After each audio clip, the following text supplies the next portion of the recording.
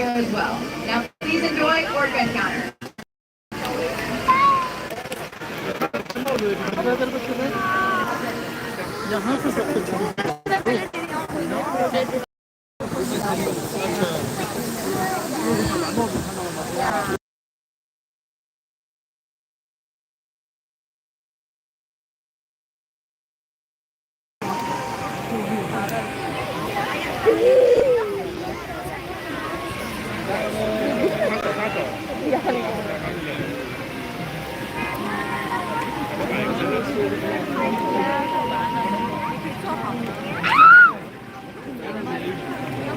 Stop hitting me!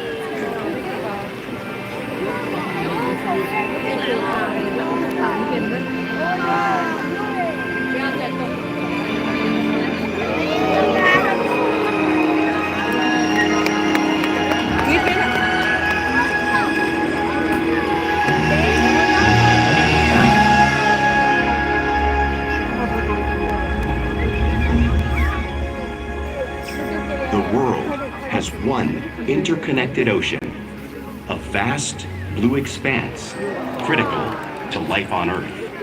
And there's no better animal to represent the story of the ocean with all its splendor and uncertainty than the killer whale, or as it's scientifically known, the Orcinus orca. The orca lives in every corner of the ocean, from the Arctic to the Atlantic, the Southern to the Indian, to the mighty Pacific and beyond.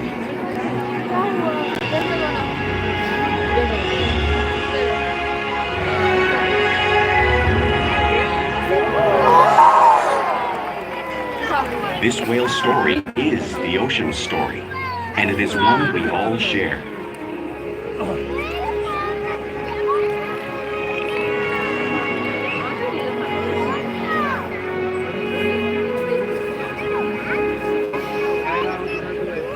Welcome to SeaWorld's Orca Encounter. My name is Kayla, and I'm so honored to introduce you to these intriguing and majestic animals.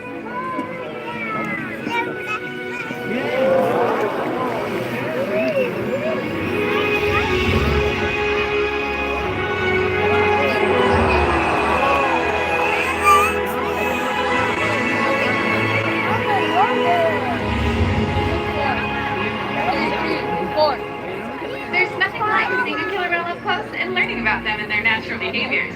We hope this Orca Encounter will give you a better understanding of these amazing animals and all that they represent.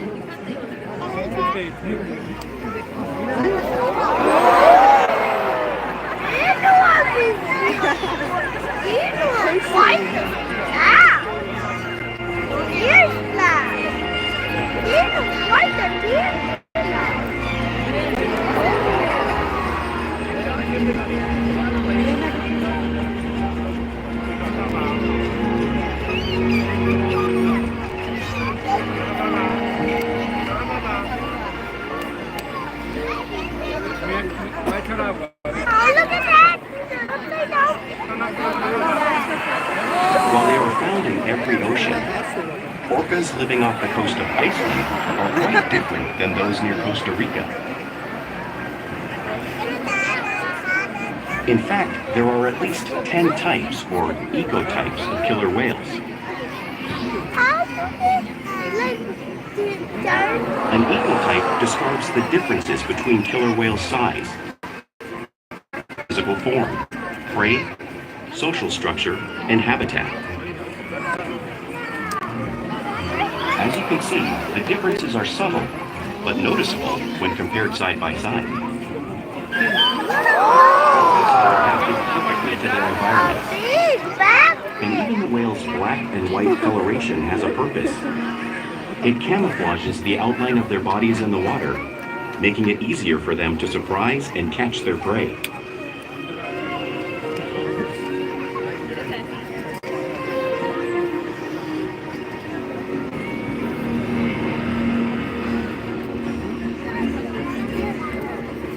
When viewed from above, the black of the whale blends in with the dark depths of the ocean.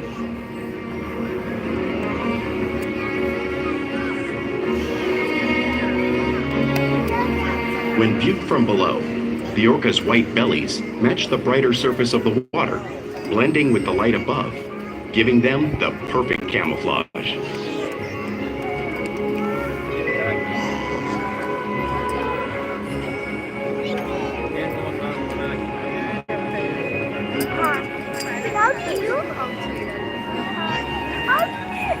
Now these whales truly are a natural wonder. And Orca here is going to help show you some of their physical characteristics.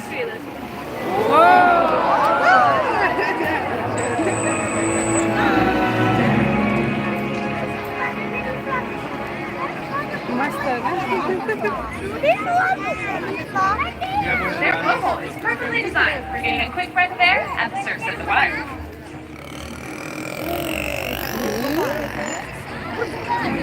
Even the location of their eyes works to their advantage.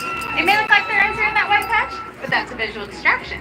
The eyes are actually right in front of that white patch, camouflage from crashing prey. The fin on top of the whale's back is called a dorsal fin, which helps stabilize them when they swim. It also helps them regulate their body temperature.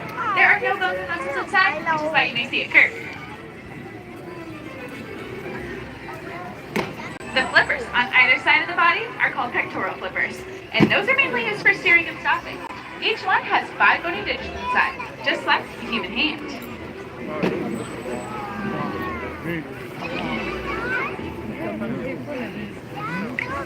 The lobes on either side of the tail are called flippers, and that's the killer whale's engine, propelling them up to speeds of 30 miles per hour, which can be as fast as some speedboats. But they spin the fastest and use the most power when they're propelling their nearly 10,000-pound bodies all the way up and out of the water.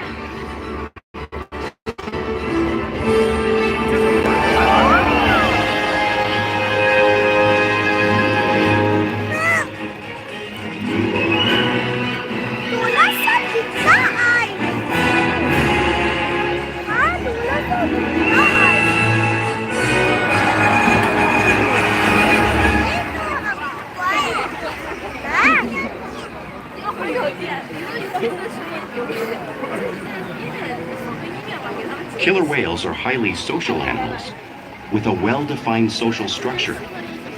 An orcapod is always led by a female. Though just half the size of her male counterpart, she is in charge. It's all about attitude, not size. Because they live and work as a group, orcas need to communicate with sounds and body language. Orcas use clicks for echolocation or navigation.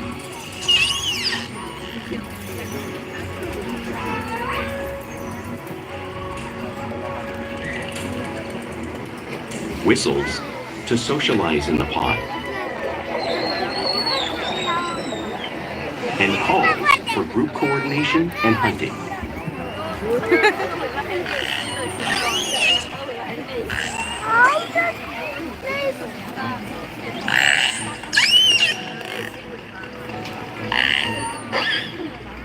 Vocal development studies here at SeaWorld show that early on, calves learn vocalization from their mothers. But as they grow, they learn from others close to them as well. This is a bottlenose dolphin call that Shuka learned and even taught other killer whales here at SeaWorld. In fact, orcas are the largest members of the dolphin family.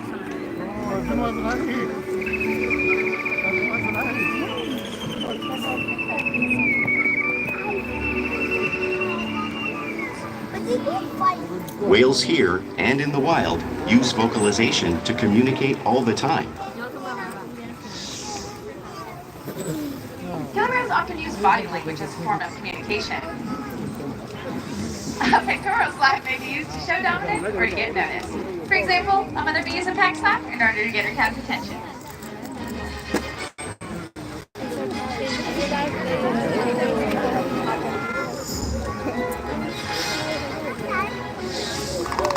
But when they really want to be heard, they're in a hurry. Look at the tongue.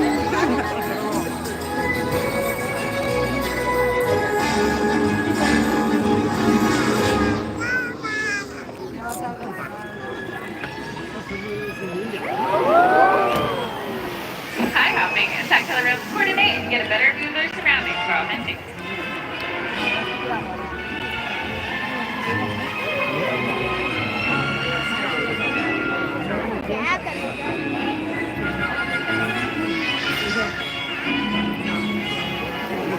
A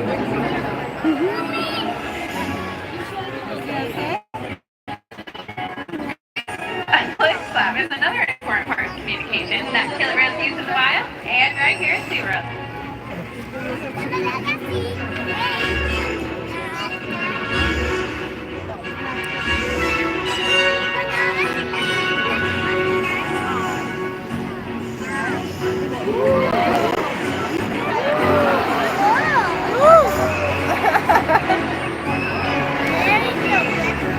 I hope you're safe.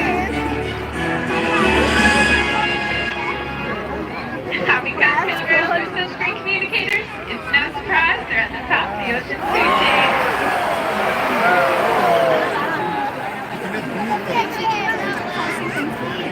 Killer whales work together to rear their young, protect their pod, and most importantly, pursue and catch their prey. Every day they cooperate to survive in the wild oceans of the world. The orca's hunting techniques are as varied as the whales themselves. Norwegian killer whales will circle herring, herding them together. The whales use sounds to coordinate with each other and to disorient the herring.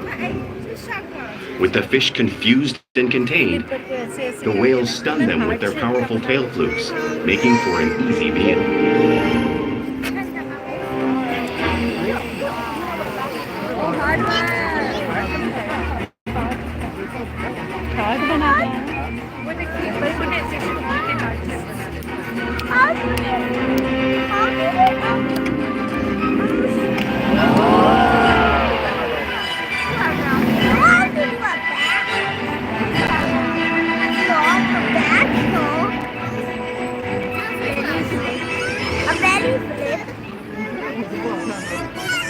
Whales in the southern hemisphere will catch and sea lions by pulling them right off the beaches.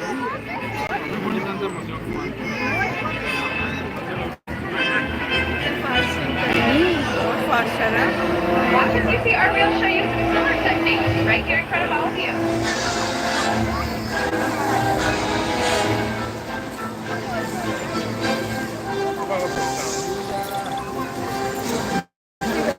Antarctic orcas will actually create waves that wash over floating ice, knocking unsuspecting seals right into the water.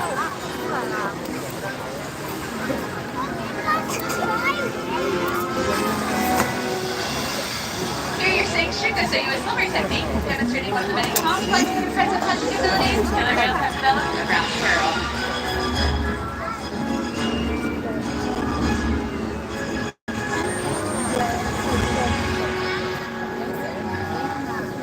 Now, you just saw these waves crashing in front of you, but you can't truly imagine the amount of water displaced until you experience it firsthand. Luckily, I have a couple of very great volunteers that are going to be coming down and feeling the power of those waves. Everybody give them a big round of applause. All right, come on down, you two. You guys are going to take a seat right there and hang on tight. All right, you guys, keep cheering for them. They're about to keep feeling this 55-degree salt water. All right, and it looks like we're all four. Hang on tight, you guys. Here comes the wave.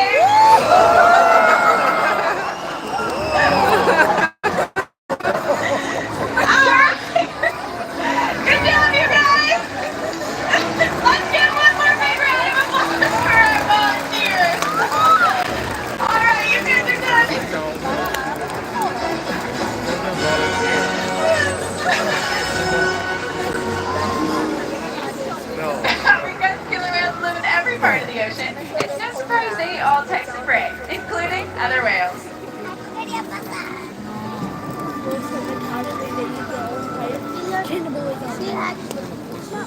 The blue whale on the screen behind me is the largest animal on Earth. It's 5 times larger and 50 times heavier than a killer whale.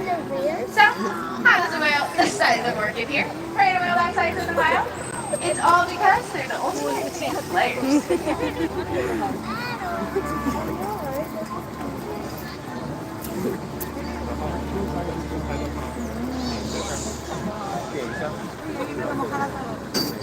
In this example, we see the larger male orcas surround a sperm whale, forming a perimeter, while the females continue to drive the whale forward until it reaches exhaustion.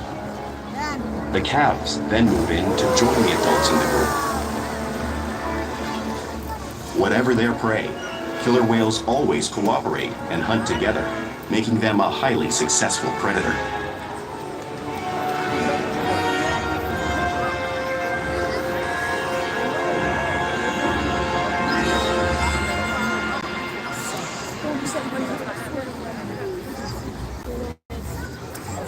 Now, play is an important part of everyday life for an orca. It's how they teach young whales to hunt and practice their skills as they grow.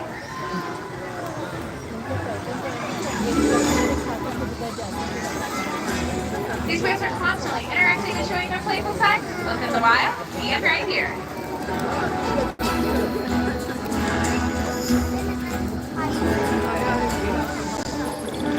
Orca sink is when a whale swims fast on the surface, breaking out of the water just briefly.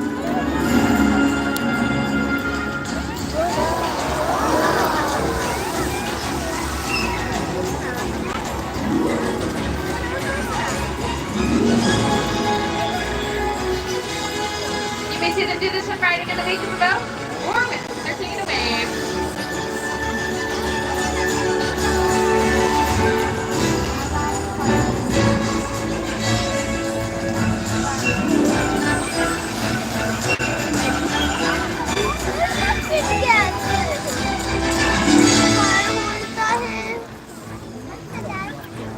These ones also love to be touched and will rub their bellies on rocks when they can. You see our whales do this here? Just like the whales in British Columbia.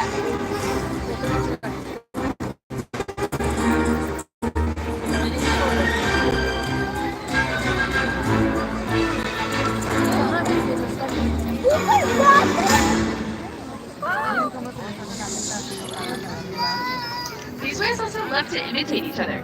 We see it here where our whales are constantly mimicking and learning from each other.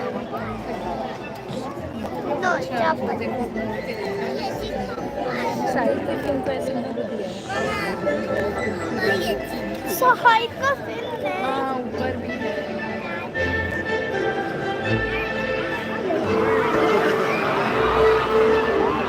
मैंने कुछ plans please नहीं करो मैंने Oh, Now, all this playful behavior does have a purpose. In hunting, a tailor may be used to stun fish, but today, it's going to keep stunning all of you.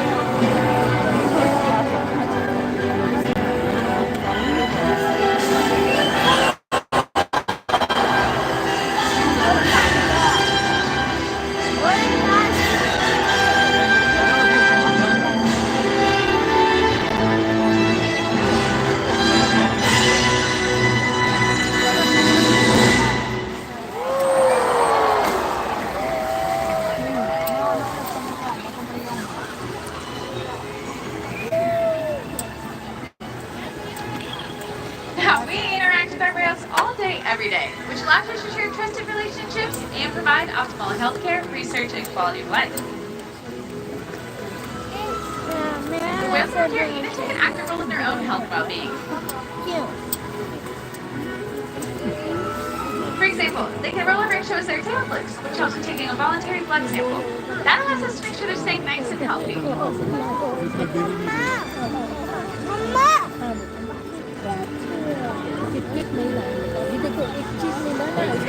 They can also slide up onto a scale, like you see Orca doing in that video. That allows us to monitor their weights.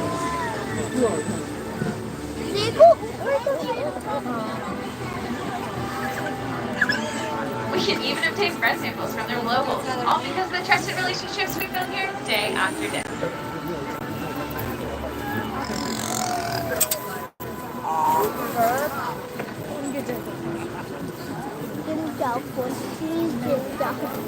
All right, now I want to introduce you all to a couple of very special whales. Everybody give them a big round of applause. Right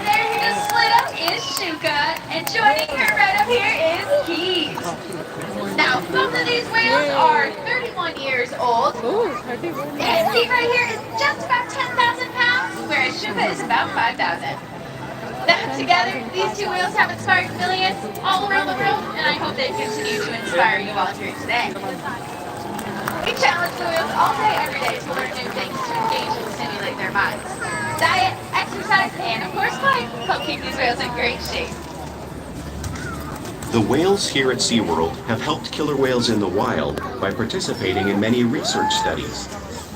One ongoing study monitors the whale's heart rate and breathing to understand how marine noise pollution from ship engines and other sources affect wild populations.